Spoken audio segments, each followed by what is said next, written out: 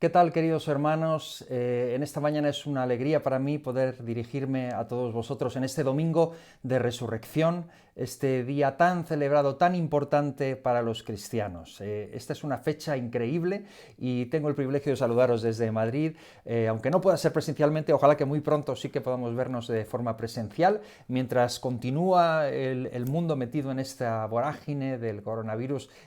Hoy es un privilegio poder al menos reunirnos así y celebrar la resurrección de Jesús. Es una de las fiestas de la cristiandad más importantes y sobre todo más rigurosas en cuanto al tiempo.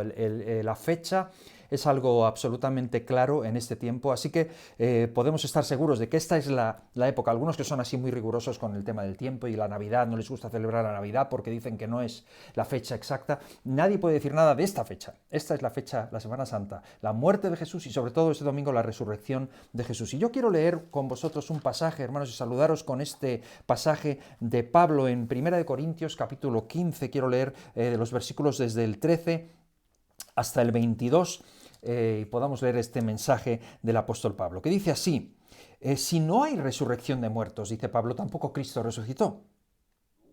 Y si Cristo no resucitó, vana es entonces nuestra predicación, vana es también vuestra fe. Y somos hallados falsos testigos de Dios porque hemos testificado de Dios que Él resucitó a Cristo, al cual no resucitó si en verdad los muertos no resucitan. Porque si los muertos no resucitan, tampoco Cristo resucitó. Y si Cristo no resucitó, vana es vuestra fe, aún estáis en vuestros pecados. Entonces, también los que durmieron en Cristo perecieron. Si en esta vida solamente esperamos en Cristo, somos los más dignos de conmiseración de todos los hombres. Mas ahora Cristo ha resucitado de los muertos, primicias de los que durmieron es hecho. Porque por cuanto la muerte entró por un hombre, también por un hombre la resurrección de los muertos, porque así como en Adán todos mueren, también en Cristo todos serán vivificados. Amén. Que el Señor bendiga su palabra. Quería simplemente compartir estas palabras con vosotros en esta mañana para resaltar lo esencial de este día. Y me encanta la Pascua. Navidad me encanta también, pero Navidad está llena de personajes fabulosos, el ángel Gabriel, los pastores, los magos. Esto es como una superproducción de Hollywood, pero la Pascua está toda llena es mucho más oscura. No hay nadie, todos están escondidos, Jesús está solo, no hay celebración, es muy tenebrosa la Pascua. Y sin embargo, este domingo de resurrección es el final de esta semana y es absolutamente crucial hasta el punto de que el apóstol Pablo dice: si Jesús no resucitó, si resulta que la resurrección es un invento, si resulta que es mentira, entonces toda nuestra predicación se nos cae. Se nos cae todo el andamiaje. Nuestro cristianismo es vano. Nuestros cultos son vanos. Nuestra alabanza, nuestra predicación, nuestra fe, nuestra salvación es una mentira. Estamos todavía muertos en nuestros delitos y nuestros pecados y solamente nos estamos ilusionando con cosas. Por lo tanto, es posible que el cristianismo se apoye sobre una doctrina que no es verdad. ¿Cómo es posible que el cristianismo se apoye sobre algo que está en duda?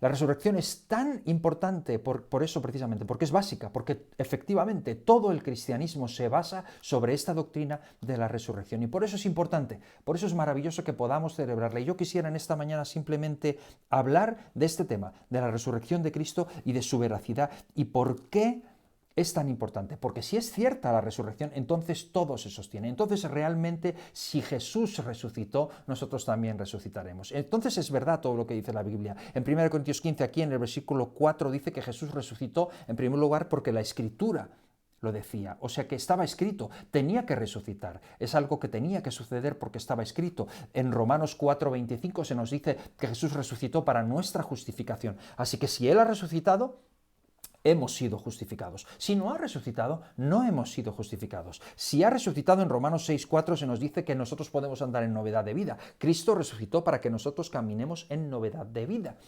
Por lo tanto, si Él ha resucitado, tenemos posibilidad de caminar en una vida nueva. Si no, no tenemos esta posibilidad. En Romanos 8:34 se nos dice que Jesús resucitó para sentarse a la diestra del Padre. Si Él ha resucitado, está sentado a la diestra del Padre e intercede por nosotros desde allí. Pero si no ha resucitado, todo eso es una ilusión. ¿Podemos creer en la resurrección de Jesús? En Romanos 14, versículo 9, dice que Jesús resucitó para ser Señor así de los vivos como de los muertos. Así que si Él ha resucitado, Él es el Señor, de vivos y de muertos. Pero si no ha resucitado, todo eso es mentira. En 2 Corintios 15, versículo 5, se nos dice que Jesús resucitó para que los que viven ahora por su resurrección ya no vivan para sí, sino para Él, para el que vivió, murió y resucitó por ellos. Así que si Él ha resucitado, nosotros tenemos un motivo nuevo para vivir para Él y para entregar nuestras vidas a Él. Pero si no resucitó y entregamos nuestras vidas al Evangelio, estamos derrochando vidas, estamos haciendo algo que no tiene demasiado sentido si es que verdaderamente Jesús no resucitó. Entonces, como dice Pablo aquí, vana es nuestra fe, vana es nuestra predicación. Y sin embargo, lo cierto es que hoy, en el siglo XXI, seguimos recordándolo, seguimos celebrándolo, seguimos predicándolo, porque la mañana de aquel domingo unas mujeres llegaron a la tumba y encontraron que estaba vacía, que el cuerpo no estaba allí. Y esto es un hecho que no podemos eludir. No tenían nada. Y entonces salen con esta historia de que habían robado el cadáver. Yo te digo en esta mañana, y quiero analizar estas cosas. ¿Cómo de digna de crédito es la resurrección? Piénsalo por un momento. ¿Crees realmente que los discípulos pudieron robar el cadáver y que lo iban a esconder? ¿Para qué sirve un cadáver realmente? ¿Es algo que iban a mostrar? ¿Iban a mostrar un cadáver de forma macabra para así o iban a esconderlo, tratar de ocultarlo para poder así hacer verdad el mensaje que era mentira? Quisiera que analizáramos esto, porque para los agnósticos y para los dudosos esto es importante y tratan de tirar por tierra constantemente la resurrección. Así que un par de cosas que a mí me parecen importantes para darles vueltas en nuestra cabeza y fundamentar la resurrección de Jesús. En primer lugar, los testimonios. Quiero hablar de los testimonios. Los testimonios de la gente que fueron testigos oculares. Hoy en día, en cualquier juicio, los testigos son esenciales. Y para ser testigo hay que haber estado allí. Hay que haber sido hay que haber estado presente en la situación. Entonces, los 4 evangelistas, Mateo es un testigo ocular y dice creer en la resurrección. Dice que Jesús resucitó. Y Mateo no es cualquiera. Mateo es uno de los 12 discípulos. Es alguien que fue llamado por Jesús desde el banco de los publicanos. Vivió con él, conoció su vida, conoció su muerte y dice creer que resucitó. Marcos es un joven que estuvo con ellos, no era de los 12, pero estaba con ellos y se documenta con ellos, está constantemente, es un jovencillo que está con ellos durante el ministerio de Jesús, que la misma noche en que Jesús es entregado, él sale huyendo. Él dice creer en su resurrección, es un testigo ocular. Lucas es alguien que ha estado documentándose con los testigos oculares y narra la resurrección de Jesús. Después de estar hablando con ellos, a la conclusión que llega, es un médico, un historiador, a la conclusión que llega cuando le escribe a Teófilo es que le dice las cosas que han sido ciertísimas entre nosotros. Jesús ha resucitado. Juan es otro de los discípulos, del único que se dice que está al pie de la cruz y presencia la muerte de Jesús en vivo y en directo. Él dice creer que Jesús ha resucitado. Y bueno, puedes decir, bueno, sí, ellos son discípulos de Jesús. Pero ¿qué, por ejemplo, de Santiago? Santiago es el hermano, el hermanísimo de Jesús. El que compartió con él mesa, de pequeño, hijo de María y de José también. Y Santiago, curiosamente, no creyó en Jesús durante su ministerio. ¿Cómo es posible? ¿Y de dónde sale Santiago? Después de que Jesús ha muerto, cosa que habría sido una base para su tesis de que él no era el Mesías, que era otro de los impostores. De pronto, cuando es más peligroso creer en Jesús, después de que ha muerto y después de que hay amenazas de muerte para los que le sigan y para los que sigan diciendo que aquel que murió en la cruz es el Cristo, resulta que sale de la nada Santiago y empieza a decir que de verdad su hermano ha resucitado. Cuando en vida no creyó en él, ¿cómo es que no cree en él mientras vive y cuando ha muerto de pronto viene a decir que sí cree en él? ¿No será que Jesús había resucitado? Y que de Pablo, el que ha escrito estas palabras que hemos leído, un hombre que persigue a los cristianos y que tiene toda la escritura para apoyarse en ella y para perseguirles, todos los argumentos del fariseísmo. Pablo es un hombre instruido, Pablo es un hombre potente, un hombre poderoso. ¿Cómo es que de repente cambia de parecer y se convierte de perseguidor a perseguido? ¿No será que se encuentra con el resucitado en el camino a Damasco y que el encuentro que tiene le convence totalmente de que verdaderamente Jesús es el Cristo, porque no solamente nació en Belén, no solamente murió en la cruz, sino que ha resucitado y por eso escribe estas palabras?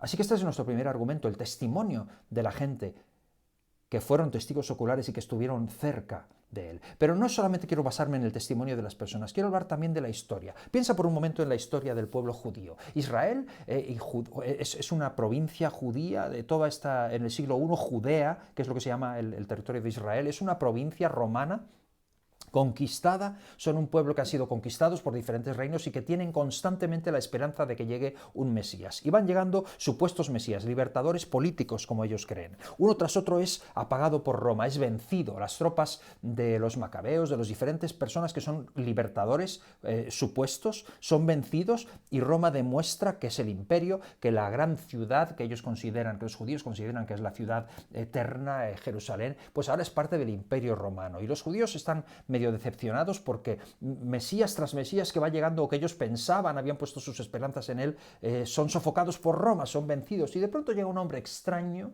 en el desierto predicando y diciendo: arrepentíos, el reino de los cielos se ha acercado, viene uno detrás de mí de quien no soy digno.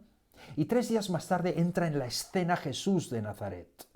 Y comienza a cambiar vidas, comienza a predicar el Evangelio de Jesucristo, comienza a hacer sanidades, comienza a predicar con parábolas, comienza a atraer a la gente, comienza a hacer cosas grandes y hay un conflicto porque hay multitudes que le siguen y muchos que creen en él, pero muchos otros que no creen en él y su ministerio se va desarrollando hasta que llega un punto crucial en su vida que se narra en el Evangelio de Juan, cuando Lázaro muere, vienen unos y le dicen: tu amigo Lázaro va a morir, y él dice: bueno, no, voy a quedarme un poquito más, es como tu amigo te necesita, bueno, pues sí, voy a esperar a que se muera, parece como una broma. Y Jesús llega, Lázaro muere, Jesús llega tarde, cuando ya él ha muerto, sucede la resurrección de Lázaro, es un boom impresionante, esto precipita su crucifixión, su muerte en la cruz, y cuando lees la crucifixión, ves que es algo muy real.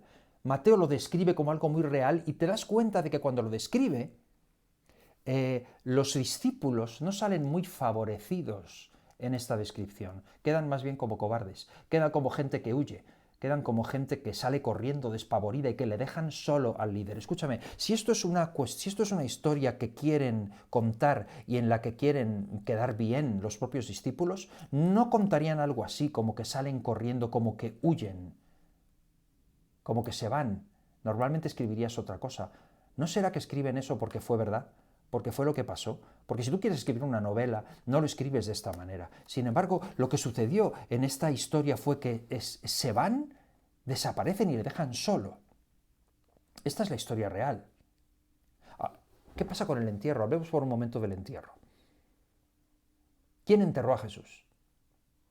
No aparece ninguno de los discípulos enterrando a Jesús. ¿Quieres que te diga quién lo enterró? Lo enterró un hombre rico que era un fariseo, juntamente con otro, José de Arimatea y Nicodemo. Lo entierran y unas cuantas mujeres, que son las únicas que se acercan. Te digo, no es algo, es una deshonra auténtica. Es como si a cualquier piensa en cualquier gran fundador de una religión, cómo murieron y cómo fue su sepultura. Fundadores de grandes religiones mueren rodeados de su gente querida, con grandes celebraciones, con un luto, con una veneración. Jesús muere y es enterrado solo, no hay nadie con él para honrarle. Te digo, si lo que se pretende es hacer creíble este mensaje, no escribes una historia tan rara. ¿No será que la resurrección fue cierta? ¿No será que es verdad que todo aquello era absolutamente inesperado y escribieron que sucedió así porque sucedió realmente? Por eso es una historia increíble, pero cierta, porque te das cuenta de que no hay nada preparado, no hay nada que hayan podido colocar de tal forma que sea creíble, sino simplemente sucede así. Y te digo algo más. Algo que me hace creer en la resurrección es el hecho de que los enemigos de Jesús tenían más miedo y creían más en la posible resurrección de Jesús que sus propios amigos. Y esto va en favor de la resurrección. Fíjate lo que sucede aquí cuando todos ellos se unen. En Mateo 27, en el versículo 64, quiero que puedas leer lo que sucede. Dice que se juntaron los principales y llevaron a Pilato, pidieron una orden y le dijeron: manda que se asegure el sepulcro hasta el 3er día, no sea que vengan sus discípulos de noche y lo hurten y digan al pueblo: resucitó de entre los muertos, y el postrer error será peor que el primero. Es decir, que estos hombres estaban tan preocupados porque los seguidores de Jesús vinieran, que piden una guardia. Por primera vez se juntan los fariseos, los saduceos, los principales sacerdotes y los romanos y se ponen de acuerdo para sellar eso de aquella manera. No vaya a ser que vengan otros, estos 12, y vayan a robar el cuerpo. Y te digo una cosa, ¿realmente crees que sería posible que los 12 robaran el cuerpo? Te voy a decir una cosa, no, es absolutamente imposible que robaran el cuerpo. Y sin embargo ese fue el dicho que se extendió después entre la gente. Les sobornaron y les dijeron, vais a decir que han robado el cuerpo. Te digo una cosa, los 12 no pudieron robar jamás ese cuerpo. Por peligroso y por inútil. Por peligroso en primer lugar porque, imagínate el peligro, o sea, si a Jesús lo han crucificado, lo han matado públicamente, si nosotros vamos y robamos el cuerpo, los 12 que estaban escondidos, que habían huido despavoridos, ¿tú crees que serían capaces de robar el cuerpo? ¿Exponerse a que los encontrasen a ellos también? Y sacar fuerzas de flaqueza cuando estaban escondidos, temblando porque estaban huyendo, estaban encerrados a cal y canto. Cuando Jesús se les aparece, están encerrados, están escondidos, nadie les puede encontrar. ¿Tú crees que van a tener van a ser tan intrépidos como para ir y robar el cuerpo de Jesús teniendo a la guardia romana, pegarles una paliza a los romanos y sacar de allí el cuerpo? ¿Cómo van a hacer algo así? Es absolutamente imposible, es peligroso. Se jugaban la vida. No se la jugaron por Jesús en vida, se la van a jugar ahora que ha muerto, cuando para ellos lo que están es llenos de decepción y de temor porque su líder ha muerto. Van a hacer algo así. En segundo lugar, aparte de peligroso, inútil, absolutamente inútil. ¿Qué van a hacer con un cadáver? ¿Qué van a hacer? ¿Enseñarlo, mostrarlo, esconderlo? ¿Para qué les sirve robar un cuerpo e inventar después una historia? ¿No te das cuenta de lo enrevesado que es esa teoría del robo del cuerpo de Jesús? Totalmente peligroso, totalmente inservible. Así que te voy a decir lo que tenemos el día de la resurrección. Tenemos lo siguiente. Tenemos a un grupo de líderes religiosos nerviosos de que no vaya a ser que nos roben el cuerpo, absurdo pensamiento, pero nerviosos de que suceda algo, porque aún muerto Jesús les resulta peligroso. Tenemos a un grupo de discípulos que están temerosos, escondidos, porque su líder ha sido asesinado. Tenemos a un grupo de mujeres que están decepcionadas porque creyeron en él, pusieron su esperanza en él y ahora su maestro ha desaparecido. Y tenemos a un grupo de soldados romanos confusos que están delante de la tumba, haciendo guardia, pensando: ¿qué pintamos aquí? Pudiendo estar en nuestras casas, con nuestras familias, nos han puesto aquí a guardar un sepulcro de un muerto, con unos señores que están absolutamente atemorizados y escondidos, y tenemos aquí que estar guardando un sepulcro para nada, perdiendo el tiempo. Eso es lo que tenemos. Te voy a decir lo que no tenemos. Lo que no tenemos es a nadie esperando que Jesús resucite. No tenemos a nadie haciendo una cuenta regresiva delante de la tumba diciendo 5, 4, 3, 2, 1, ¡buah! No, nadie está esperándolo. Entonces, ¿por qué escriben que resucitó? ¿No será porque, contra todo pronóstico y contra toda expectativa de cualquiera en aquella época, lo que sucedió fue exactamente lo que está escrito, que Jesús resucitó y se levantó de la tumba? Porque cuando alguien muere, muere. Y no hay más. Y tienes que pensar en todo lo que sucedió alrededor. Todo lo que la muerte de aquel gran líder provocó. Temor, decepción en los suyos. Y temor en sus oponentes que están pensando en que dijo algo extraño, pero lo temen y ponen todos los medios humanos habidos y por haber. Y te digo, ¿cómo es que hubo una docena de pretendidos mesías en la historia de Judea y no conocemos el nombre de ninguno de ellos, y sin embargo de Jesús sabemos absolutamente todo? ¿Cuánta gente después de que tú mueras va a escribir de tus historias? ¿Cuántos se van a acordar de tu nombre? ¿Cuántos van a estar hablando de ti y de mí? ¿De cuántos de nosotros se va a escribir? Porque de él no se ha dejado de escribir en ningún momento. ¿No será que hay algo de verdad en la resurrección de Jesús? Te voy a decir, estamos aquí hoy celebrando el domingo de resurrección, y no estamos aquí porque hubo un hombre que se puso a hacer sanidades. De esos hubo muchos milagreros. No estamos aquí ni siquiera porque alguien robó el cuerpo. No tiene ninguna pinta de que lo pudieran robar. No estamos aquí tampoco porque alguien murió en la cruz. Hubo muchos, miles de personas que murieron en la cruz, en cruces en aquel tiempo. Estamos aquí, hoy, Porque aquella mañana de domingo unas mujeres fueron a la tumba a embalsamar un cuerpo y se encontraron con la sorpresa de que la piedra estaba removida y de que el cuerpo no estaba. Ese es el motivo por el que estamos aquí. Y te digo una cosa. La transformación que estos hombres y mujeres sufrieron, los que estaban despavoridos, los que estaban atemorizados, los que no tenían nada que dar y mucho que esconder y mucho que huir, la transformación que sufren, no 20 años más tarde, no, 50 días más tarde, que los encuentras en Jerusalén llenos del Espíritu Santo diciendo vosotros, acusando a aquellos de los que antes huían diciendo vosotros matasteis al autor de la vida y nosotros no podemos dejar de decir lo que hemos visto y oído y aquel día 3000 almas abrazaron a Jesús como el Mesías. La transformación que en ellos sucede no es acorde con la teoría de que un personaje murió al que ellos amaban, seguían, confiaban en él, roban su cuerpo y de pronto cambian toda su mentalidad. Ni el ejército más grande de psicólogos y psiquiatras hubiesen podido conseguir ese cambio de mentalidad en ellos. Estamos aquí hoy porque esta gente vivió un encuentro real con el Cristo resucitado. De hecho, la mayoría de ellos ni siquiera le reconocieron en el primer encuentro, ni siquiera sabían que era Él, no podían ni creerlo. Estamos aquí porque aquel día la tumba estaba vacía. Y escucha, 22 años más tarde, Pablo escribe una carta a un grupo de personas que están en Corinto, que han oído el Evangelio, que nunca han visto a Jesús, pero han creído en Él, y les escribe estas palabras. Y te leo en 1 Corintios, en el 15, el versículo 3, dice, primeramente os he enseñado lo que asimismo recibí, que Jesús murió por nuestros pecados, conforme a las Escrituras, que fue sepultado y que resucitó al tercer día, conforme a las Escrituras. Y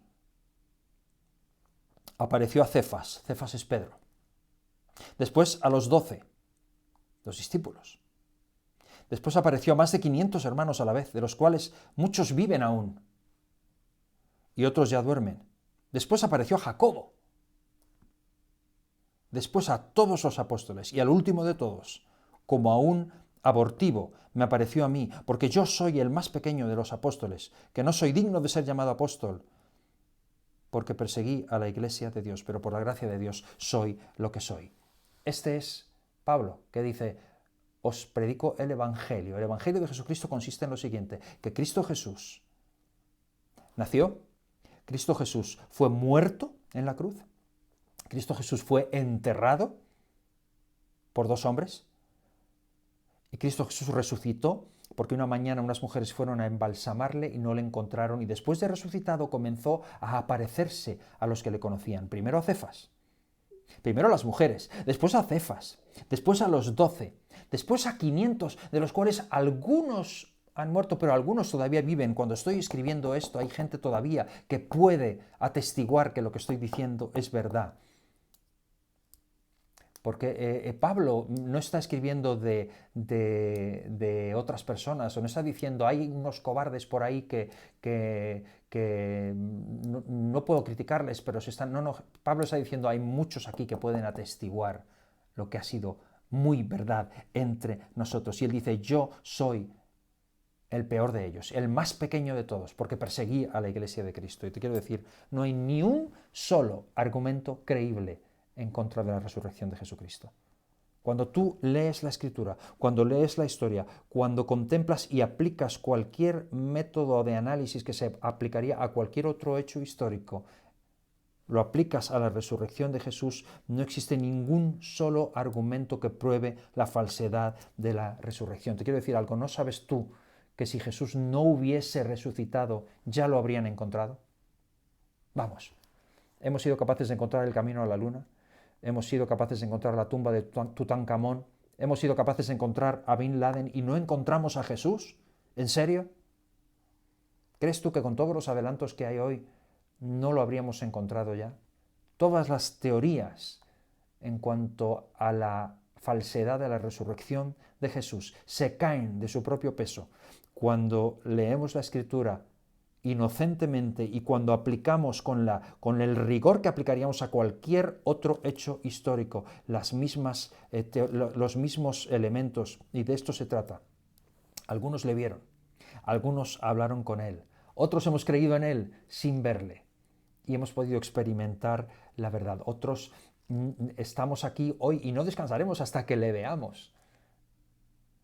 Y Pablo, 22 años más tarde, escribe y dice: señores, si Jesús no ha resucitado, todo esto es en vano, todo se nos cae. Pero si Jesús ha resucitado, entonces tenemos motivo para la celebración. Podemos dar gloria a Dios y podemos celebrar hoy que el Señor Jesucristo está con nosotros y que, como Él dijo, tenemos una misión que cumplir en este tiempo. Brillar por Él, testificar de Él, ser sus testigos en Jerusalén, en Judea, en Samaria y hasta lo último de la tierra.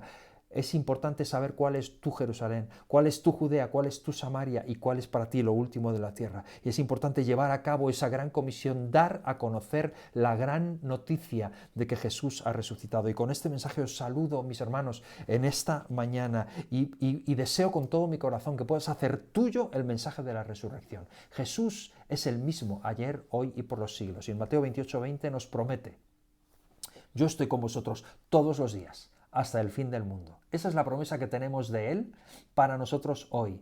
Hasta el final de los tiempos Él ha prometido estar con nosotros. Así que feliz día de resurrección. Celebra con tu familia, con los tuyos, con tu iglesia, con tus hermanos, con tus conocidos. Celebra la realidad de que Jesús ha resucitado. No adoramos a un Cristo muerto, no adoramos a un cuerpo robado de un sepulcro.